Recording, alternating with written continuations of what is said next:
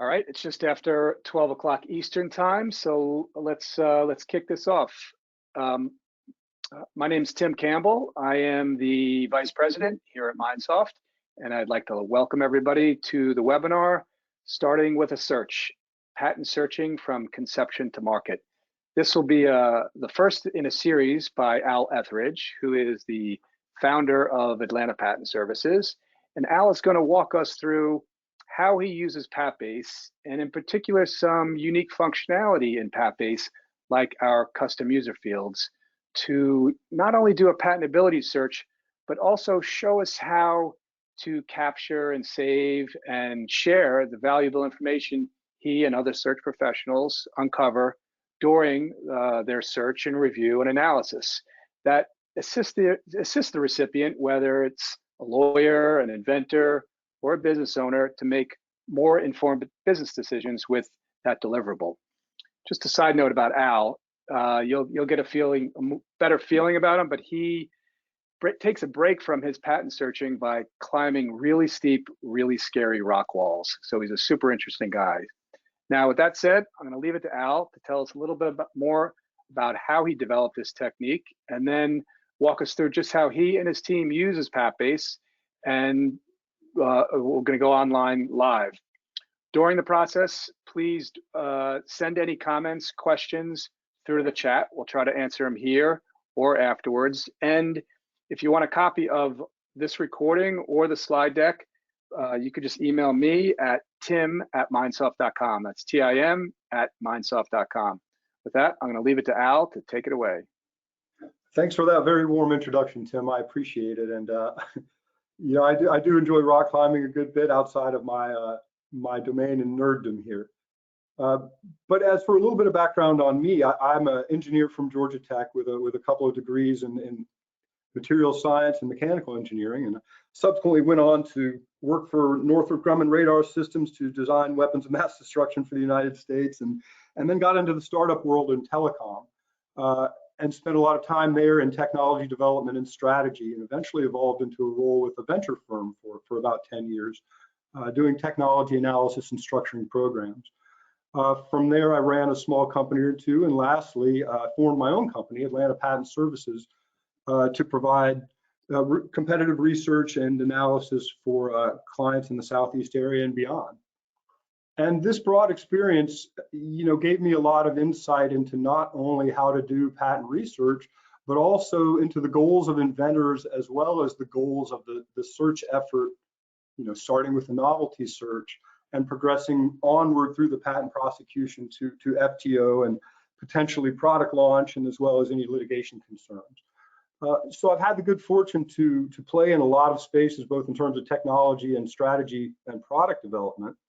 And that has led me to this sort of method that I use within PatBase that I feel really augments the information that you can take out of a patent search with really very little effort, extra effort. It's really more about being intelligent about the goals of your client and the goals of the search within the continuum of strategy, both legal strategy and product strategy. Next slide, please. Caitlin, can I have the next? There we go. So the design for patentability concept, you know, I shamelessly kind of took this idea from design for manufacturing back when I was being more of a steadfast engineer. And for those of you familiar with this concept, it's basically the idea of they want to put manufacturing concerns at the beginning of the design process, so that products that are designed are buildable, and buildable at a reasonable cost. You know, you're not designing any Escher shapes or the like. And with the same idea, I started noticing that too infrequently, patent concerns weren't considered until the product development or other strategy had progressed down the line a ways, which can lead to a significant number of problems if you're not aware of the potential roadblocks that you might face before you get started. So the general idea is similar to design for manufacturability or design for Six Sigma or any of these things. One wants to incorporate patent concerns as early as possible in the process, so that you can identify any roadblocks you might encounter and work to avoid them before they become significant problems. And you know, the second bullet point here encapsulates the general concept. identify what constitutes relevant data and capture it. Relevant data has a lot to do not only with the invention at hand and the, as I'm sure we're all too familiar with, the A plus B plus C plus D concept that equals the whole invention, but also the goals of the client and what their hopes are for this invention. What kind of market do they make? How big are they? How do they want to roll out this idea that they've had? And these considerations have taken up front and sort of codified into a taxonomy and utilized in the review of the patent search that we do, really enables the current effort, the tactical novelty search, for example, to inform many aspects of the broader strategic effort, including the broader legal strategy, as well as product development and even some market strategy as well.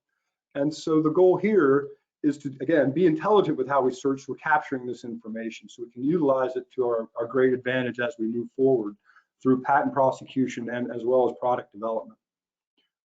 Next slide, please. So design for patentability in the novelty search, I've broken down into 4 general high-level steps.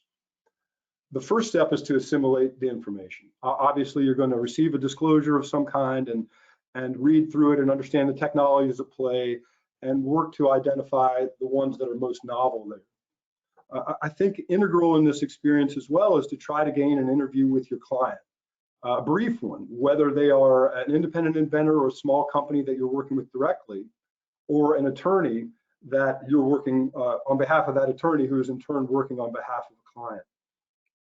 Each of those clients is going to have their own unique kinds of needs and goals for the technology at hand. A legal client is going to have a lot more specificity with what they're looking for. They may understand much better the space. They may have worked in it for a while. They might be looking for something very specific. And so in that case, how we assimilate the information is going to be a lot more resolved than, for example, a less sophisticated independent inventor that is for the first time dipping their toes into the patent prosecution space and lacks a great deal of understanding. Here, the goals for their invention is a lot less specific, and there's more of an educational aspect to the whole thing. So we want to roll that into how we collect our data so that we're best serving the strategic needs of our client, both not only for legal, but for the whole intent of the invention that they're trying to bring to bear. And so in the second step there, hopefully we've been able to have a productive conversation with the inventor, which for me generally goes something along the lines of I'll read the disclosed invention and per the second step here, I'll break it down into the inventive concepts, the A plus B plus C plus D that equals the invention that's at hand. I'll break them out and kind of try to organize them into what I consider to be almost a lay claim 1. Now, I'm not a patent attorney. I'm not a patent agent. I'm not trying to write any claims on behalf of attorneys at all. But what this does is it helps to structure the research effort and the information that comes out of it in a language that a patent attorney is going to understand. And that's very useful for all subsequent steps in the patent prosecution process. So once these inventive concepts have been sort of identified and then validated, ideally in a conversation with the inventor, just to make sure we're aligned, and I'm going to go out and look for the correct material that's relevant to this effort. We can codify those using the custom user fields in PatBase. And what this really does is if we have 5 inventive concepts, we can set a check block basically that's available to every result that we're searching, where we can check if it has, A, B, and C, or A, B, and D, or all 5 of these things. And so what that does is it provides a really ready structure to apply a taxonomy to our search results. So at the end of this, we get not only a view towards novelty, which has to be, of course, as we know, A plus B plus C plus D. All inventive concepts have to be represented.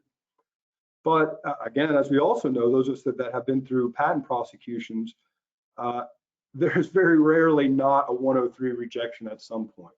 The attorneys in turn want to press up against those bounds so they can find the most space for their clients to operate. So capturing which inventive concepts are represented in filings of interest, even if they don't represent a full novelty threat, gives a view towards potential obviousness considerations. And it gives attorneys and the companies or inventors at hand an idea of the negotiation that's about to take place with the patent office, or more colloquially, the fight that you're about to have to fight. And it gives a sense of how difficult that might be, who the players in the space might be, and sort of a general view of what you're up against. And again, this is just a novelty search. We're not going in super depth and spending thousands of dollars. What we're doing is we're really usefully collecting information in a formatted way that can yield these results at the end of our process. And at the fourth step, we have strategize. We're going to take this result, which basically I export it straight out of PatBase, and then I do a little bit of Visual Basic magic in Excel and come up with a very nice deliverable that not only presents the resolved patent information for each filing, but has good rankings of how relevant it is, and also expresses which of the inventive concepts are present in that filing that are relevant to the invention that we're trying to investigate.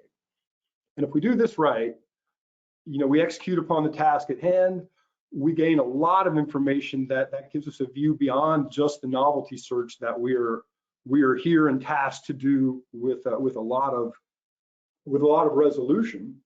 And in turn, it realizes cost and time efficiencies down the line, because you really have already started building a beholden database around your technology, so that when office actions arise, or when an FTO, when you're going to product launch and you want to look at freedom to operate, we already have a head start and an idea on these efforts. So they move much more quickly, and with much more resolution and efficacy.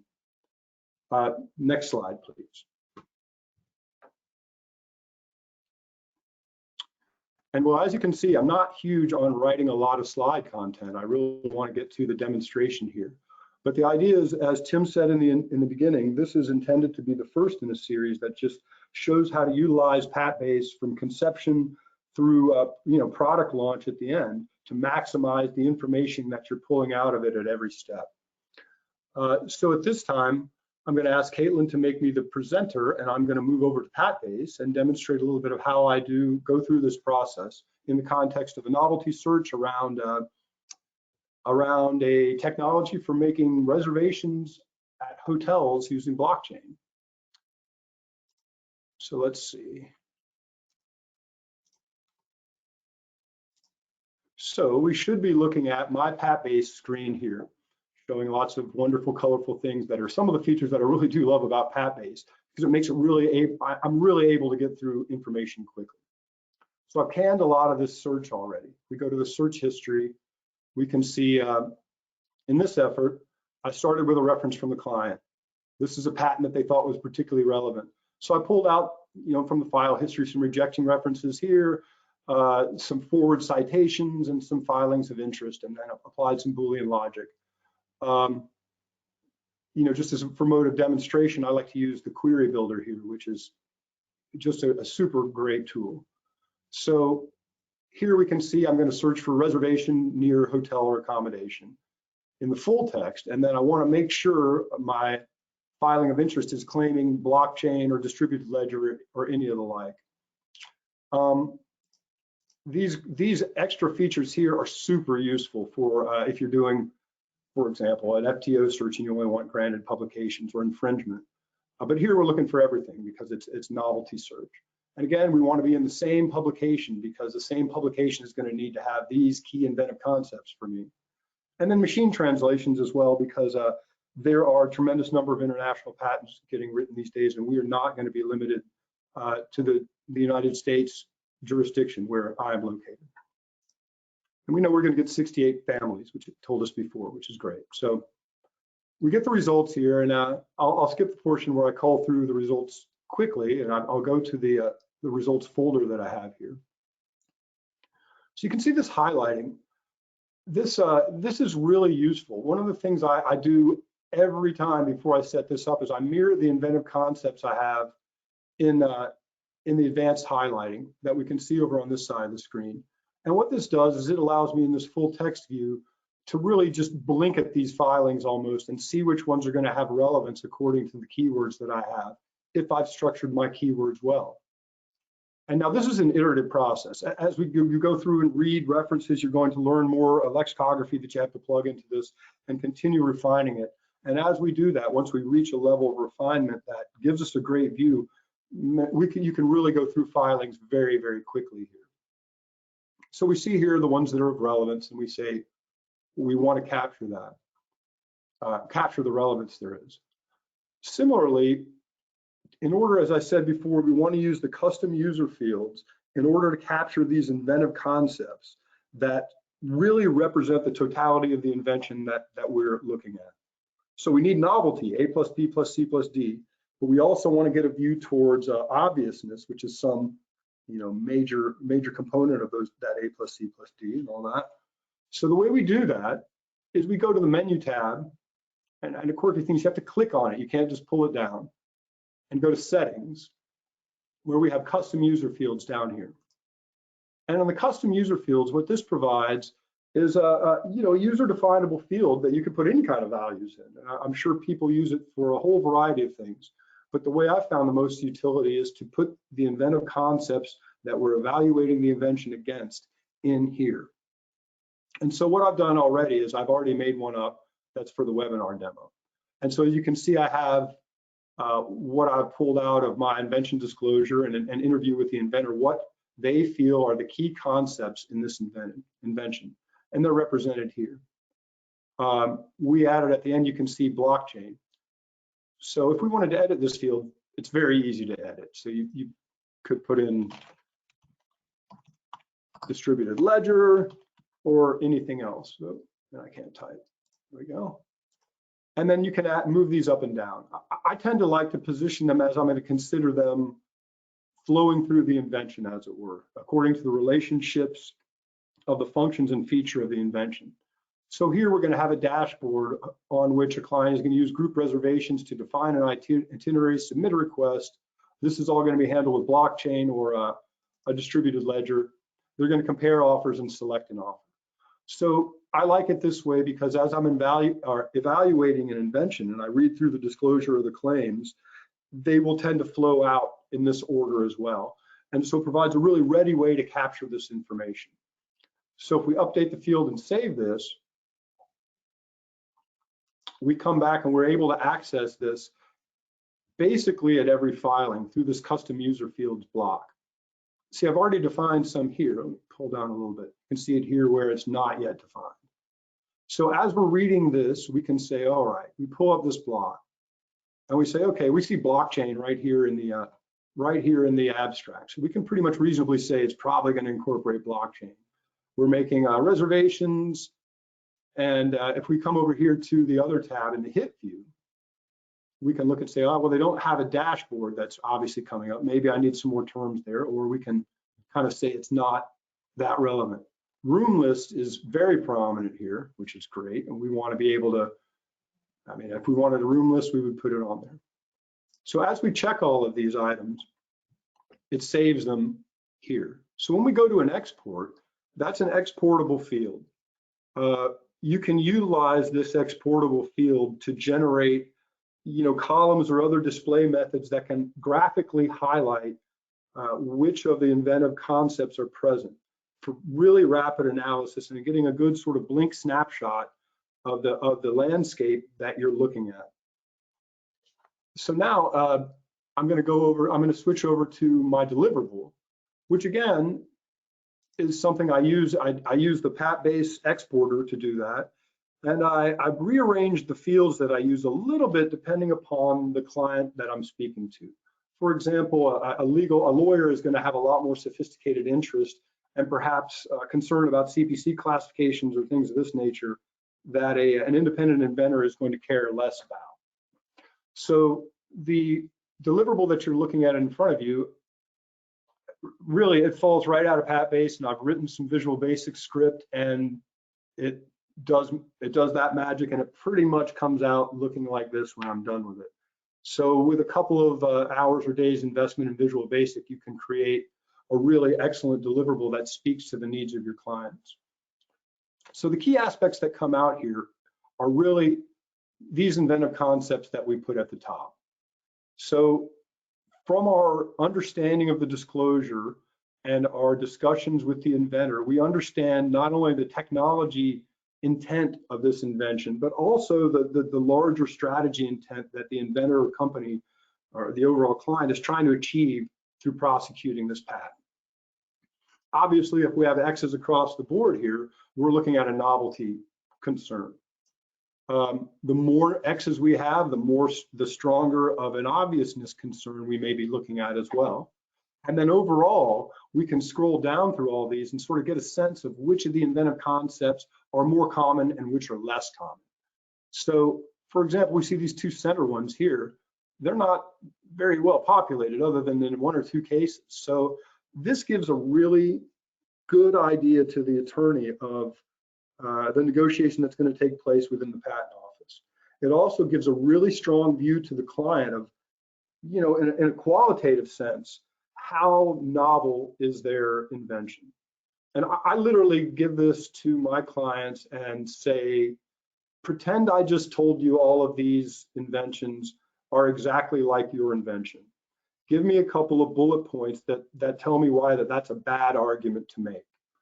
And so against this deliverable, against this backdrop, with some notes that we've pulled out here that speak to the intent and inventive concept of the invention, as well as some color coding of key terms that allow for more rapid intake of large amounts of information, along with this sort of whole blink test at how well are all the concepts represented.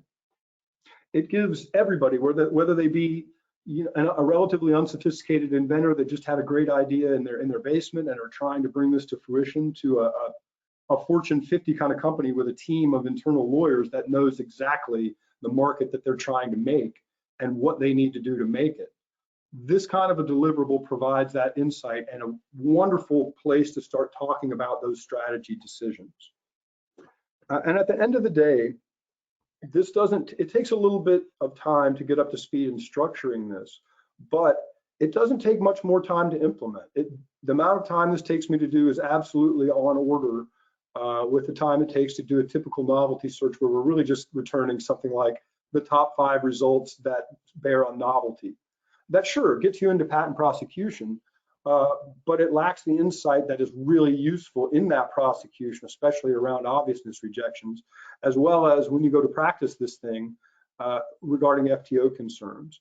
So with a little bit of care and structure and utilization of PatBase, how we intake our information and how we understand the intent of the inventors, we can really, using about the same amount of effort, codify the information as we go along so that it provides a lot more utility beyond the novelty search that we have at hand.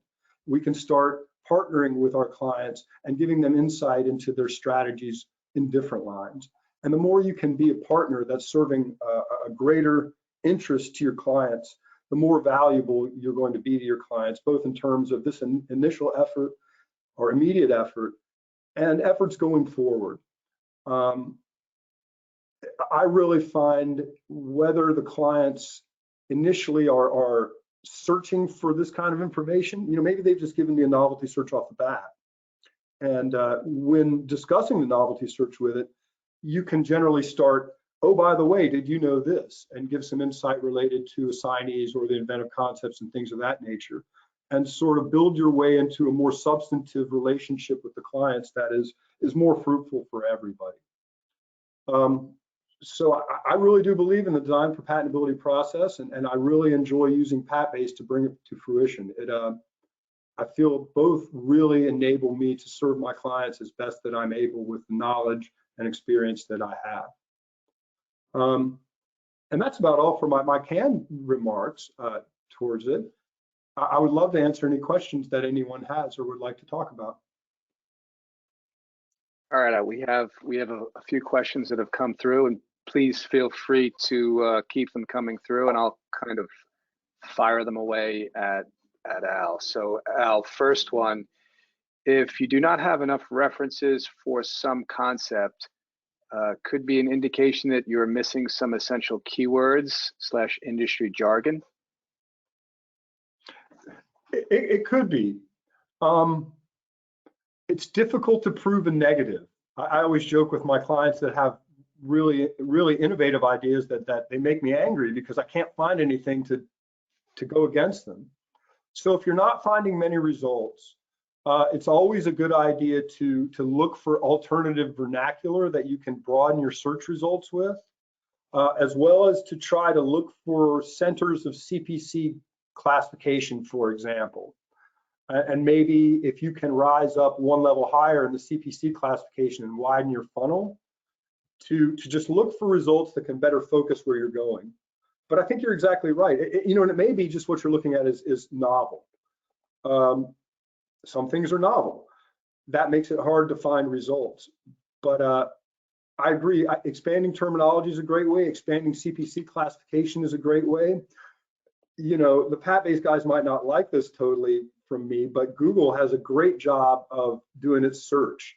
So if you type in a lay description of what you're looking for, quotation marks patent, you can at times get a very reasonable first order reference from Google Patents and then bring it into Pat-based to really start searching around it and analyzing, because Google Patents is terrible for that. So I hope that's helpful. I think you're on the right track for trying to find more results by broadening your search. Got a few more questions and comments. Here's a suggestion. If you don't do it already, maybe you want to add Pat-based legal status links to your spreadsheet. I believe the clients without Pat-based accounts can see the legal status information as well. Just a suggestion from participant. That's a fantastic suggestion. And I do that at times, but it depends upon the sophistication of the client and what they're looking for. In a novelty search coming from a corporate client on behalf of a lawyer, that legal status is going to become very important. For an independent inventor, it's good to know, but in the report, it becomes distracting and confusing. And it just sparks worries in independent inventors. And they're already concerned enough about the whole patent process generally.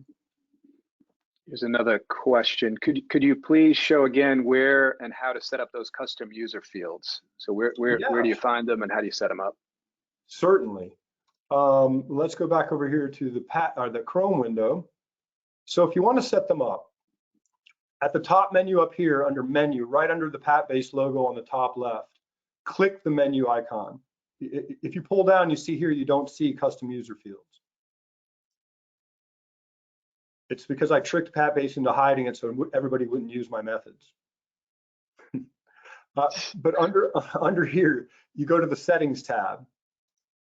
Click the settings tab, and down under the settings tab, we have custom user fields too.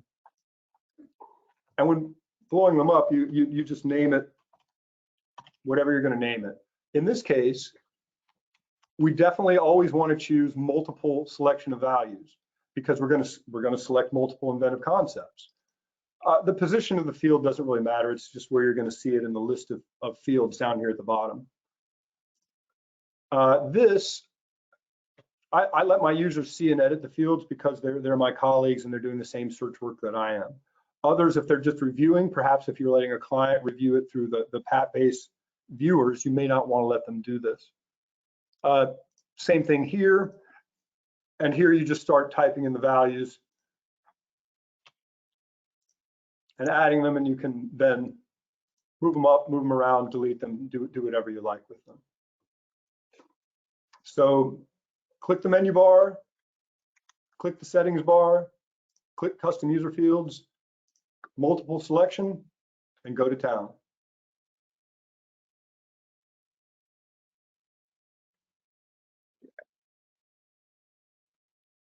Excellent, thank you.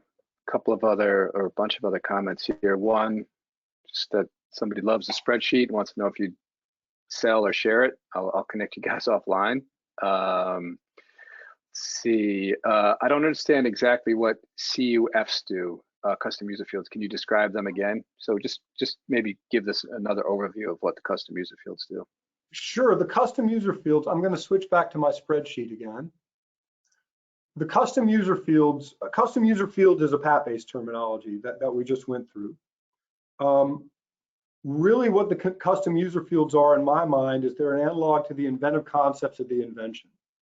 The real key art in this process is accurately distilling the inventive concepts from the invention and in particular, identifying the ones that are likely to differentiate in the legal space and in the market space. So here, when we go through the intake and assimilating of the disclosure and discussion with the inventors, we derive this taxonomy of inventive concepts that are important both in the patent space and potentially in the market and product space as well. They're represented up here in the output. Now, in PatBase, these are going to be the exact same definitions of the custom user field. These are going to mirror the checkboxes that I'm going to check for each and every invention. So here, these at the deliverable spreadsheet level, we'll see them in the search result, in the choices we have for custom user fields. So we can then edit these custom user fields by checking more, do a re-export, and then the checkboxes will show up differently on the exported file.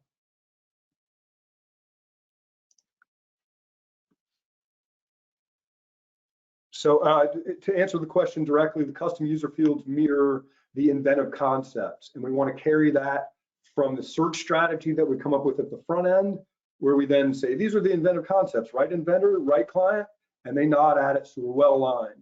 And we plug those into the custom user fields in PatBase so that we can capture that information, which inventive concepts are represented in each filing that we're reviewing. And then when we export it, we have a summary view for each filing, as well as for the most relevant filings we brought back, that we can analyze both on a single filing basis, as well as the total results basis, to get a really good bearing, especially on novelty, but a really good bead on obviousness, as well as some view towards FTO and potential litigation or competitive challenges down the line. So I have another question. Are custom user fields also available in PatBase Express? You can set them up so they're searchable in PatBase Express. So if Al sets up this account and he shares this with his PatBase Express users, then they can search on that, which clients will do. It's a valuable thing. So you can set that up in PatBase Express. So the answer there is yes. Another question. Oh, go ahead. Can I make a comment on that really quickly? Yeah, absolutely. I think that touches upon a really excellent, powerful point that is maybe a topic for a future discussion. But if you are a practitioner in a firm or in a company, or you have repeat business with one client that goes on across either strategic product effort or within a technology sector, if you utilize this taxonomy within the same client or technology, you're really building up a beholden database of technologies that are relevant to that client within that space. So if you do, five engagements in a row for GE around jet engines or something, you've got a really resolved understanding of what GE is trying to do there, and you have a bank of knowledge around what GE is trying to do there. And with the custom user fields, you now have a way to relate all that information into a sort of greater whole that can speak very strongly to strategy, but requires more analysis than we're talking about here. Another question here. How do these results flow into subsequent steps in the patent prosecution and product development lifecycle? Okay, so touched on that a little bit in the last answer, but when we're contracted to do a novelty search, a lot of times it's just bring me back the best results. And that may be only what the client wants. But that patent is going to go into prosecution, hopefully. And when it does, it's more often than not going to be rejected by the patent office. And at that rejection is most likely going to be a 103 kind of rejection.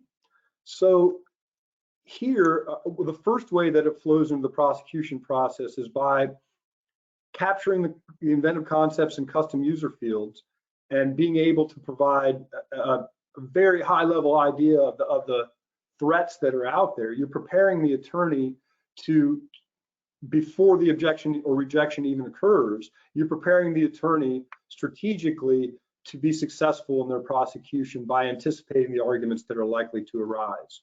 So hopefully in the drafting of this patent, whether explicitly or implicitly, the attorney has factored in these concepts into their drafting of the patent and work diligently to avoid those roadblocks and smooth the patent prosecution.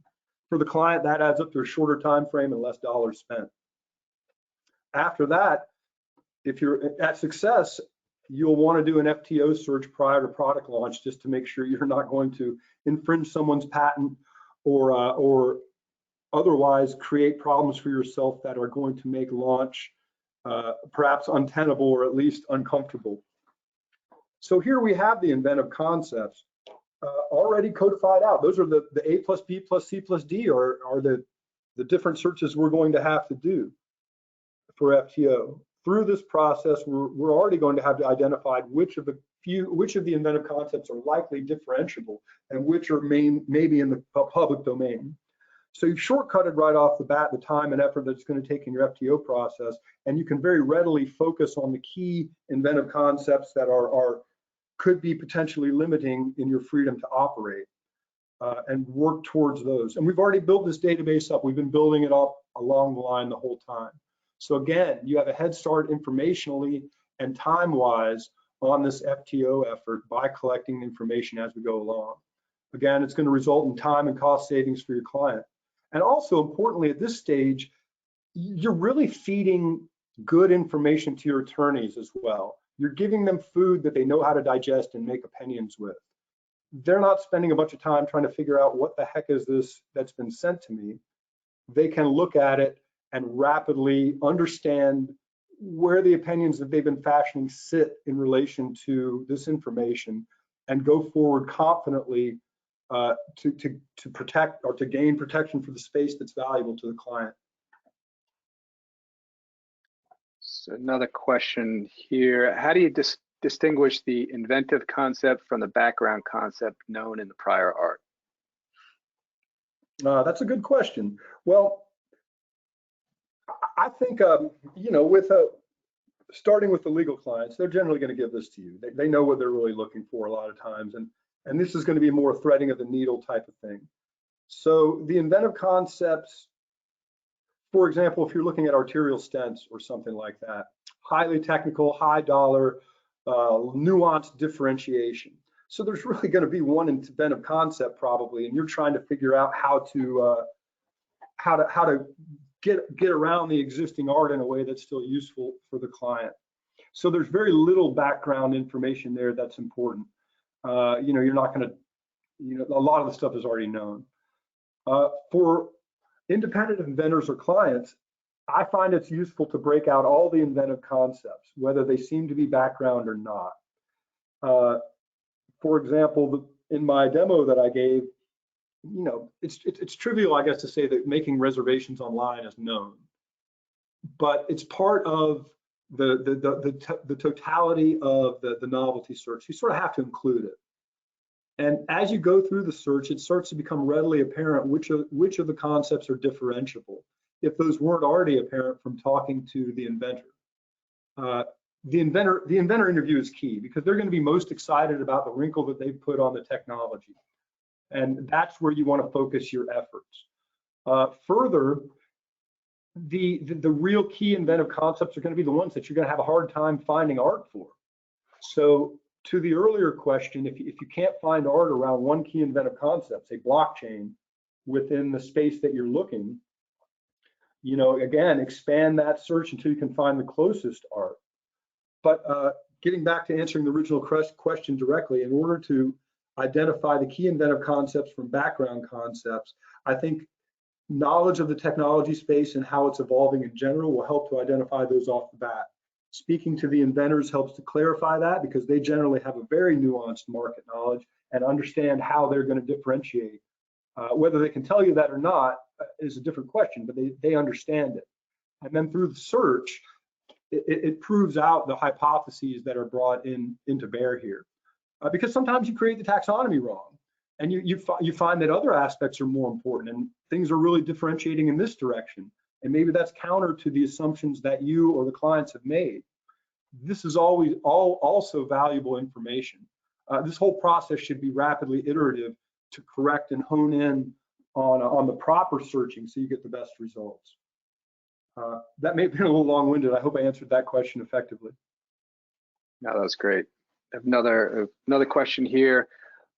What ticks the box? Do you do that manually when you go through the hits, or is it the highlighted words that do it automatically?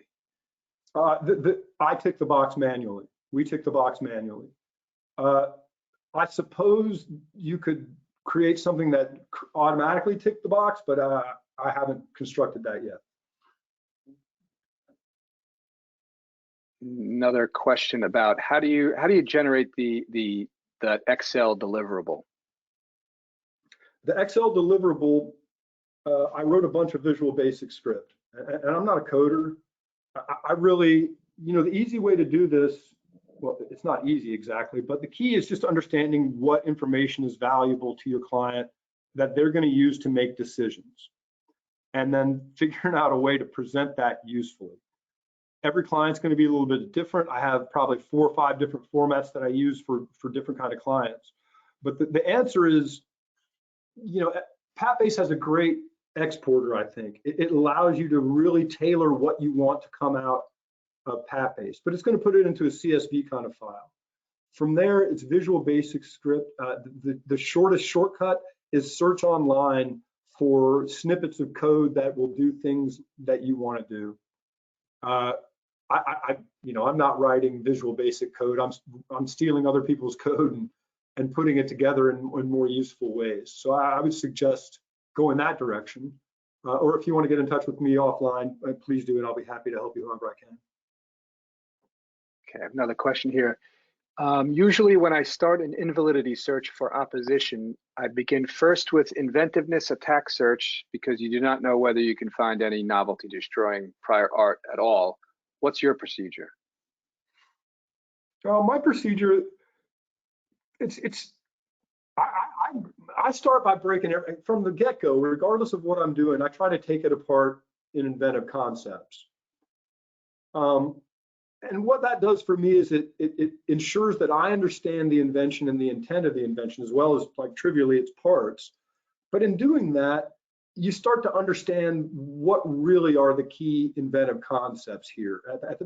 So for an invalidity search, you're going to think about, what was the key inventive concept at the time that this thing was invented 6 years ago or whatever. And so gaining an understanding of how the technology was evolving there is very useful.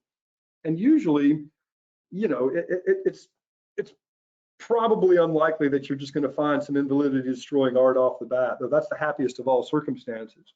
So usually what I kind of try to do is start with what I think is the truly differentiating inventive concept. So for example, if you have again, sticking with the blockchain patent, if blockchain was or distributed ledger was put on something 5 or 6 years ago, that's probably the pretty novel aspect to it, just knowing how that technology evolved.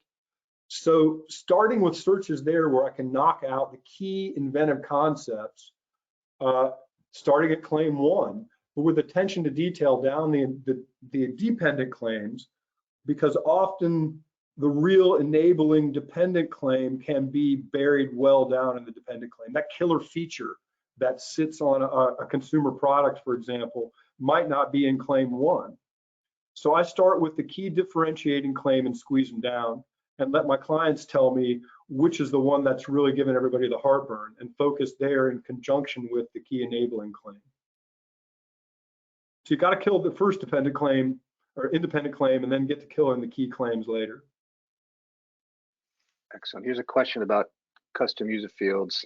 Can I have different groups of custom user fields which I can save? For example, if I have multiple projects and I want to review a project at a later time, what happens with my custom user fields when I start a new project? That's a great question. They're saved, and I should have created a couple more. So if we just create a dummy one here with a couple of, you can see my awesome typing skills. So if we add a field, it just adds it below this. And similarly, if we pull it up here, edit custom user fields, where are we going? Well, it's not one to let pop up, but they are present everywhere else. See, I didn't define this one, so we have a pull down menu here. But if you define more fields, they would populate below this. Tim, I'm not sure if there's a limit to how many you can have at one time, but I know I keep 5 or 6 typically up, for ongoing projects. So they are all there and present and addressable. Perfect, perfect. One other question.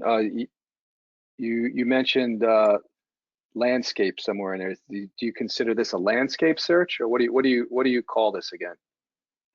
It's not a landscape search in the patent search vernacular. A landscape search is way more involved.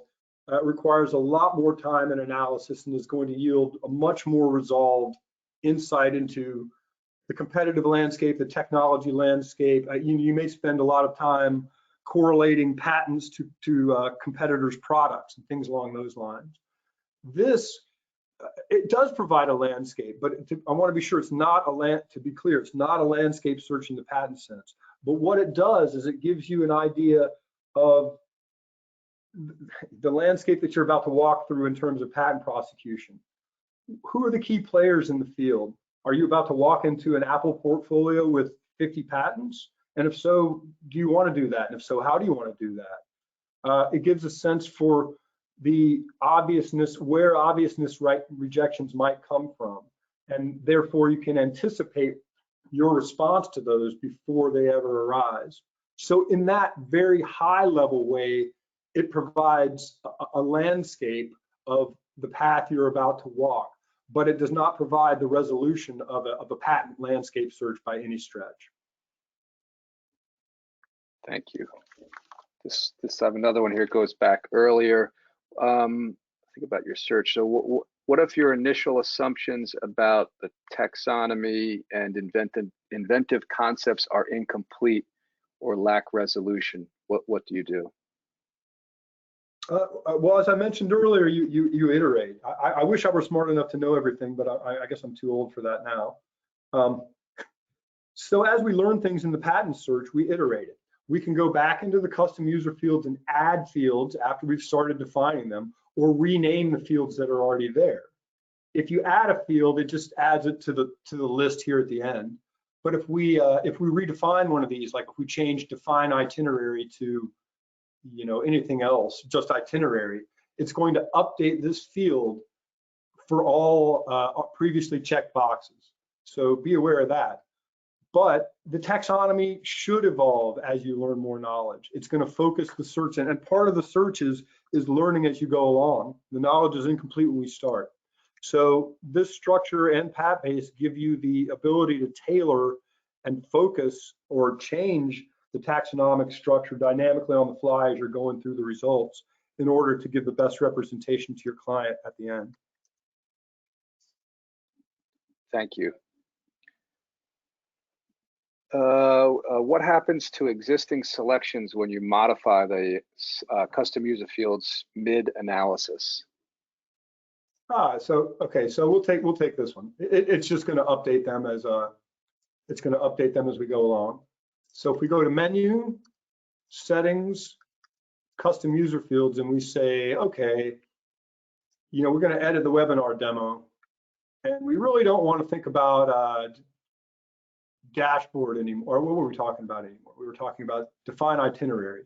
We don't like that. So we click edit value, and we just say, I don't know, we're going to make them do a webinar before they can check into the hotel. So we add that value and we say, well, you see it just changed it in the same location. It just changed the text. We click update field. It's represented down here. And we come back to our webinar. We see it's already updated webinar right there where it would have said itinerary before. Similarly, within the checkboxes, it's updated here too. And this is persistent and progressive throughout all the other filings too. So it will automatically update all the filings. So again, webinar here, any of them that previously had itinerary checked will now have webinar checked. So it's just sort of a straight substitution of the database header, I guess. Got another question about the export. Could you kindly show again how to create the Excel table with standard fields? Sure. So if we go to the webinar, and we go to export folder.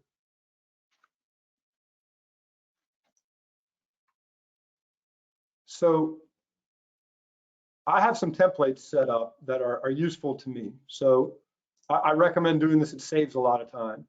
So what I'll do is I'll just start here and back up. So going back to the beginning where I started, you can choose what, so you're going to choose at the first end that you want an Excel output. I'm making this too complicated, aren't I? Let's do this. So if we want to export folder, we do a new export and we choose Excel. And I'm going to use XLSX for the most modern version. And how many records do you want to export? You might only want 5, but if you want all of them, you can get all of them. And so here now we're choosing the fields out of pretty much all the fields available. Which ones do we want to include in our report and in what order? So if family number is very useful, it's really not useful externally, but for keeping track of your filings internally within PatBase, it's super useful. So master patent number, earliest priority date, assignee is pretty good. Let's see what else we might want. Title, abstract, first main claim, and let's say image URL, and we liked legal status, didn't we? So I usually like to take title, abstract, and image up a little bit in here because that's what people like to look at. So you set up something like this, go to continue, include legal status. We're just going to do in the United States. So you can click the radio button and define where you want. I use the notes and ranking a good bit in my work. So I include notes and ranking, and it adds these in a separate column in the export. Now, if you call the ranking is the stars that you would click at the top of each filing, and any notes are what you would highlight and save to a given filing in a folder. So you get to here and you submit the export, and what comes out is a CSV file with those fields in that order. Now, I'm not going to attempt to do that here because I will inevitably bungle all the transition. But so here we have the rankings that you can adjust here. If you want to make notes, you would go to somewhere in the hit view, for example, and go to the full text version of a filing. So here we're seeing the whole patent view, and we might say, if we highlight and click this little note tab, it puts it in the folder that we want to put it in here, and we have notes that we can edit if we want. And you add that note, and it's appended to this file over here. So it should be in the notes section there, and then that will also be represented on the export in its own column and own cell, should you check the export notes field we just looked at. Excellent. Couple of other questions. Are custom user fields searchable in PatBase? You know, I'm not certain. I believe that they are. Yeah, they are searchable. If you just go to the search tab and then go down, you'll see custom user fields. The bottom, straight down, so they're searchable. They're searchable, and you can also search the notes in PatBase Express. Another question, if I see a few comments here that people logged into PatBase and didn't see custom user fields enabled. As Al showed before, the administrator on your account they'll enable this, and they can say whether you can see them, only see them, not see them, or have the ability to search and edit them. So if you don't see the custom user fields in your account, just contact either me or support@mindsoft.com, and we will walk you through how to do it, or we'll talk to the administrator to do it, to get you all set up so you can take advantage of this. So yeah, I think that would be configured here on this custom user fields tab at the initial. Is that correct? Yeah, exactly. Yeah, exactly. User permissions. So right here. Assigned values. Yep. So those other users, those would be PAP-based users, and then the Express would be if you for the Express users.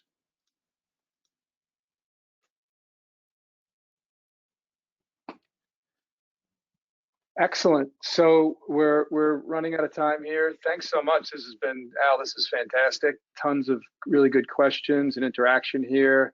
If once again, if you want a copy of the recording and the slides, just email me, tim@minesoft.com, tim@minesoft.com. If you want to get access to custom user fields and you don't, just you can email me as well, and we'll set you up. We're also, this is, as I mentioned earlier, this is going to be the first in a series. Kind of, we're going through the next iteration of what Al does, and we'll probably do that in early to mid-June. So stay tuned for an invitation to that. And if you have any other questions or suggestions about future webinars, things that you'd like to learn and kind of dive more deeply into, please feel free to email me. With that, thank you so much, Al. This has been fantastic. If you have any parting words of wisdom, please share them now. I don't know about wisdom, but I thank you all for your time and attention. And I think this is a valuable process, and I hope you get a lot of value out of it too. If you have any questions, please don't hesitate to contact me and at Atlanta Patent Services, or al@atlantapatentservices.com. And I'm always happy to discuss with you how to serve our clients better. And I hope you all have a great day. Fantastic.